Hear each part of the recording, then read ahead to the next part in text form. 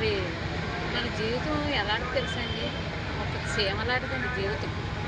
ఏంటి ఆ జీవితంలోని సీమ ఎలా నడుస్తుందో, కుడతాదో, చేస్తుందో అలాగే మన జీవితం కూడా అంతేనండి. చిన్నప్పటి నుంచి పెద్దదాకా ఎదిగాక చిన్నపిల్లప్పుడు ఒక మూడో నెల కాడి నుంచి 5వ సంవత్సరం దాకా ఒక వయసు అండి. 5 సంవత్సరాల కాడి నుంచి 12 సంవత్సరాల దాకా ఒక వయసు అండి ఆడపిల్లకి. 12 సంవత్సరాల కాడి నుంచి 21 సంవత్సరం దాకా ఒక వయసు అండి.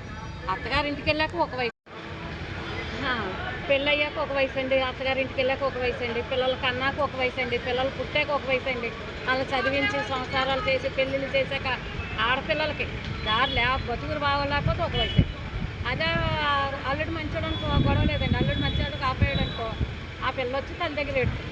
తల్లి ఏం చెప్తుందండి? ఉప్పు పప్పు మిరగాయ అన్నీ కట్టేస్తుందండి. అదే తల్లి లేకపోతే కట్టేవారు కదండి.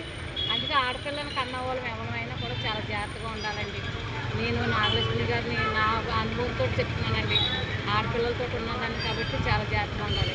అదే ఒకటండి, మనకి ఎంత సంపాదించినా 6 అడుగుల స్థలమే కావాలండి. ఆ శివుడు ఆజ్ఞ లేనిదే మనం ఏది చేయలేం కదండి. ఆయన ఎప్పుడు పిలుచుకుంటే అప్పుడు వెళ్ళిపోవాలండి మనం. అందుకే ఉందని చెప్పి కూడా మంచిగా వెళ్ళిపోదామండి. ఎవరి చేత విరోధాలు కానీ, గొడవలు కానీ, గోళ్ళు కానీ ఉంటాయండి. ఈ చిన్న వీడియో మీ నాగలక్ష్మి గారు మీకు లైక్ ఇవ్వండి. నా ఛానల్ సబ్స్క్రైబ్ చేసుకోండి. ధన్యవాదాలు.